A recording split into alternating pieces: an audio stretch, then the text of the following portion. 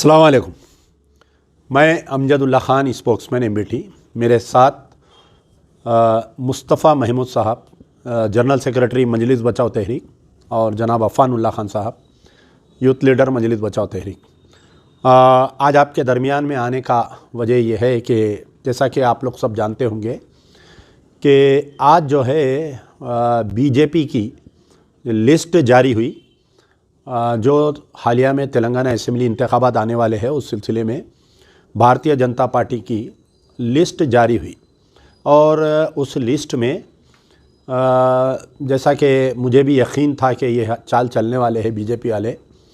BJP ने कल यानी सबसे पहले तो जो राजा सिंह है उसका सस्पेंशन और उसको रिवोक किए और साथ ही उसको जो है गोशा महल के बीजेपी का टिकट का दावेदार भी बना, उसको टिकट का ऐलान किए।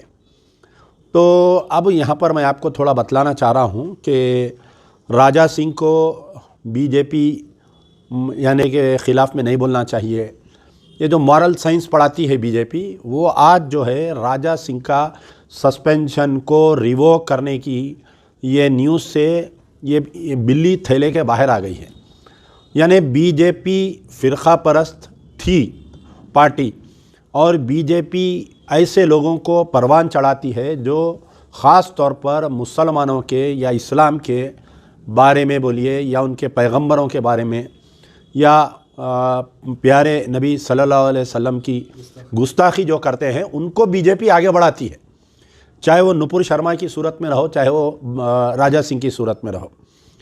लेकिन यहाँ पर बड़े अफसोस की बात ये रही कि हमारे तेलंगाना में जो पिछले 9 साल से जो सरकार रही, पहले जो टीआरएस थी अब बीआरएस है, केसीआर साहब बारहा अपने तकारीर में ये बोलते हैं कि मैं सब मज़हब की इज़्ज़त करता हूँ और इस तेलंगाना रियासत में हर मज़हब का आदमी सही सलामत रहेगा। लेकिन पिछले 9 साल में टीआरएस पार्टी यानी बीआरएस, केसीआर की हुकूमत, केटीआर, केटी रामा राव और हरीश राव और संतोष राव, कविता राव, ये लोग राजा सिंह को जितना हेल्प किए, शायद मैं समझता हूँ कि बीजेपी के लीडर इसको इतना हेल्प नहीं किए। मुसलसल पिछले 9 साल से जब से ये एमएलए बना, पहले एक कारपोरेटर था राजा सिंह, उसके बाद में एमएलए बना, ये उसका तीसरा टर्म है। तो जब से ये एमएलए बना कहीं ना कहीं मुसलमानों के ताल्लुक़ से, कहीं ना कहीं इस्लाम के ताल्लुक़ से इसकी इश्तियाल अंगेज़ी मुसलसल आती रही। अब आप सुन के हैरत करेंगे कि मेरे पास एक एक एविडेंस है कि किस तरीक़े से बीआरएस पार्टी चीफ मिनिस्टर के चंद्रशेखर राव साहब राजा सिंह को मदद करते आ रहे हैं। इसके ऊपर जितने केसेस हम बुक किए थे, लैक ऑफ एविडेंस बोल के हैदराबाद पुलिस और दीगर दूसरे जगह की पुलिस जो है इसके केसेस को क्लोज़ कर दिए। और जो श्री रामनवमी और हनुमान जयंती में जो केसेस में राजा सिंह इन्वॉल्व था, जो दुकानात को जलाए थे मुसलमानों के, वो केसेस में जो पुलिस वाले विटनेस थे और वो केसेस में जो पुलिस वाले कंप्लेनेंट थे, ये तमाम तर ज़्यादातर जितने बड़े सीनियर ऑफिसर्स थे कोर्ट में जाके हॉस्टाइल हो गए। ये लोग राजा सिंह के ख़िलाफ़ में बयान नहीं दिए। यानी एक तरफ इसको खुली छूट दे दी गई बीआरएस सरकार की तरफ से, केसीआर की तरफ से, केटीआर की तरफ से, और दूसरी तरफ अगर इसके ऊपर केसेस कुछ पुलिस वाले बुक किए तो आगे जाके वो केसेस को जो है लैक ऑफ एविडेंस बोल के केसेस को क्लोज कर दिए।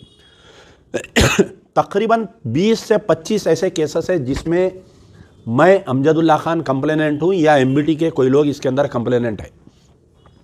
लेकिन राजा सिंह के ऊपर केसेस को, हमारे केसेस को भी कम, यानी उमन ऐसा होता कि अगर कोई केस देते तो उसको नोटिस देते और केस में अगर एविडेंस नहीं रहा तो कोर्ट विल डिसाइड कि वेदर दैट मैटर में एविडेंस है या नहीं है। लेकिन राजा सिंह के केस में ऐसा हुआ कि तेलंगाना पुलिस के आला ओहदेदार, principal secretary home, director general of police, chief minister की इमा पर राजा सिंह को मुसलसल 9 साल से बचाते रहे, उसको 9 साल से जो है बचाते रहे।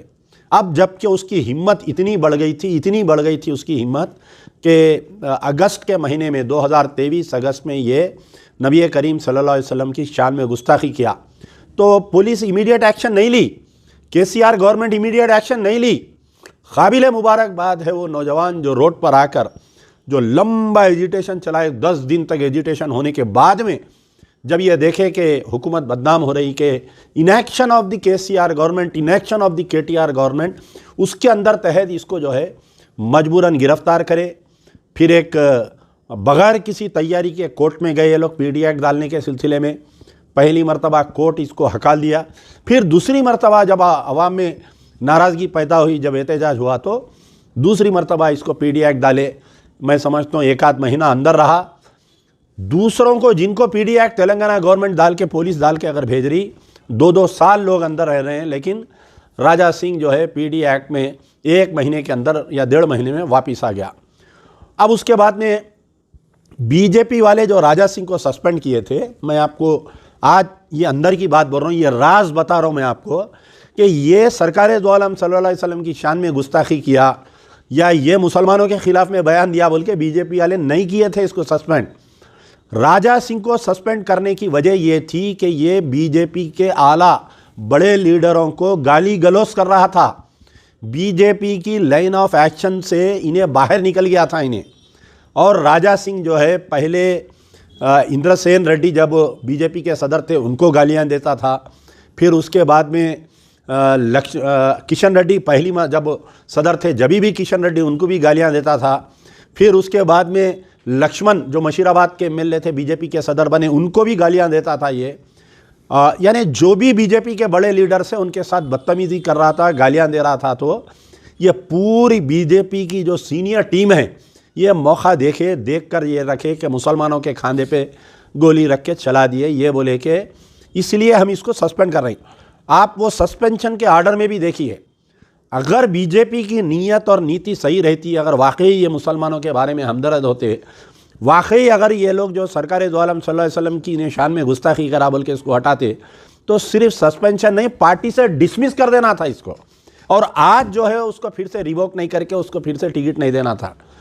लेकिन कहीं ना कहीं ऐसा हुआ कि बीजेपी में ब्राह्मणिकल ऑर्डर और ब्राह्मणी यानी ओबीसी तबके का और ब्राह्मणिकल ऑर्डर का जो झगड़ा चल रहा है बीजेपी में, उसको जो है कहीं ना कहीं ऐसा हुआ कि आज ओबीसी का हाथ भारी हो गया और मजबूरन जो है ये लोग जो है राजा सिंह को दोबारा पार्टी में लेते हुए दोबारा इसको टिकट दे रहे हैं। लेकिन याद रखिए, एक राजा सिंह का मसला नहीं है, यही नीति रहने की वजह से जहाँ पर बीजेपी बड़ी बुलंद दावे जो कर रही है कि हम इख्तिदार पे आएंगे, तेलंगाना में इतने सीट लाएंगे उतने सीट लाएंगे, मैं गारंटी के साथ कह सकता हूँ कि जितने भी बीजेपी के लोग तेलंगाना से लड़ रहे हैं किसी की भी ज़मानत नहीं बचने वाली है। और राजा सिंह का भी गोशा महल से हारना यकीन है, क्योंकि मुझे थोड़ी बहुत उम्मीद जो कांग्रेस की जो लेडी कैंडिडेट है सुनीता राव, जो महिला सदर है, बेहतरीन कैंडिडेट दिए वो लोग, वहाँ से हो सकता कि मजलिस बचाओ तहरीक, हम हमारी जमात ने बात करने के बाद में सुनीता राव कांग्रेस की कैंडिडेट की तायद की हम ऐलान भी करेंगे। अमली मैदान में अमजदुल्ला खान जाकर ये यकीन दिलाएंगा कि राजा सिंह वहाँ से हारेगा इंशाअल्लाह। हिंदू मुसलमान बेगम बाज़ार का जितना एरिया है, आज सब लोग, मैं जितने मारवाड़ी लोगों से मिलता हूँ, जितने गुजराती लोगों से मिलता हूँ, सब इसके जुल्म का शिकार है, सब इससे तंग है, सब इससे नाला है। तो सब मिलकर एक बेहतरीन सेकुलर कैंडिडेट को हम जिताने की कोशिश करेंगे। मैं उम्मीद करता हूं कि अभी हमारे पार्टी का कोई फैसला नहीं है, मैं हमारे पार्टी में ये बात रखा हूं कि जो लेडी कैंडिडेट आई है वहां पर की बेहतरीन उम्मीदवार है वो, उसकी सब मिलके मैं तो अब आप देखिए यहाँ पर क्रिमिनल नेग्लिजेंस हुआ है, यानी केसीआर राजा सिंह, केटीआर राजा सिंह का पूरे 9 साल में मैं दावे के साथ कह सकता हूं कि केटीआर एक मर्तबा भी राजा सिंह के कोई स्टेटमेंट को कंडम नहीं करे। केटीआर, तुम अपने आप को बड़ा सेकुलर बताते हो, लेकिन तुम्हारे आंग में भी चड्डी है, तुम्हारे बाबा के आंग में तो है सो है चड्डी, लेकिन तुम्हारे कने भी है। ये बात वाजे हो गई। अगर तुम में दम है, आई एम चैलेंजिंग कि तुम केसीआर साहब जाके कामारेड्डी क्यों लड़ रही, केसीआर साहब तुम जाके गजवेल क्यों लड़ रही। अगर तुमको पूरे तेलंगाना के मुसलमानों के वोट होना है, या तो केसीआर आके लड़ो गोशा महल से, या तो केटीआर आके लड़ो गोशा महल से। हरीश राव तुम में दम है तो तुम आके लड़ो गोशा महल से, कविता को लाके डालो गोशा महल से। लेकिन ऐसा नहीं, कहीं ना कहीं सॉफ्ट हिंदुत्व बोलते, इसको क्या बोलते, सॉफ्ट हिंदुत्व। केसीआर और उनके अफराद ख़ानदान केटीआर कविता को ये डर है कि अगर हम राजा सिंह के ख़िलाफ़ में मुहिम चलाएंगे या राजा सिंह के ख़िलाफ़ में हम लड़ेंगे तो कहीं ना कहीं तेलंगाना का हिंदू नाराज़ होकर जो है बीआरएस को वोट नहीं देंगे। मैं फिर से चैलेंज कर रहा हूँ, अगर केसीआर साहब आप अगर गोशा महल से लड़ेंगे, अमजदुल्ला खान तुम्हारे को खांदे पे बिठा के पूरे गोशा महल में लेके फिरेंगा। केटीआर अगर तुम गोशा महल लड़ेंगे राजा सिंह के खिलाफ में, मैं चैलेंज कर रहा हूं, तुम मर्द के बच्चे तो आओ, आके तुम गोशा महल से नॉमिनेशन डालो बीआरएस से। भूखी सूखी खा के पूरे मुसलमान तुम्हारा साथ देंगे, तुमको खाने पे बिठा के पूरे गोशा महल में लेके फिरेंगे और 1 लाख मेजॉरिटी से जीता के भिजाना मुसलमानों की जिम्मेदारी रहेगी। लेकिन कहीं ना कहीं ये तुम्हारा जो मैच फिक्सिंग चल रहा है केसीआर केटीआर कविता हरीश राव का राजा सिंह के साथ, ये बात वाजे आ गई। तो इंशाल्लाह दुआ करिए कि इस मलून का, इस गुस्ताख रसूल का, इस जलील राजा सिंह को हारना ज़रूरी है। पूरे तेलंगाना में गंगा जमनी तहजीब को रखने के लिए एक बेहतरीन कैंडिडेट की सब मिलकर हम तायद करेंगे और सब मिलकर जो है उसको हम वोट डालेंगे। हमारी नज़र है गोशा महल के ऊपर। इंशाल्लाह ये मलून नहीं जीतना चाहिए। हर वो मुसलमान की जिम्मेदारी है, हर वो हिंदू सेकुलर हिंदू की जिम्मेदारी है कि मलून को यहाँ से भगाना चाहिए। यार जिंदा सोबत बाकी।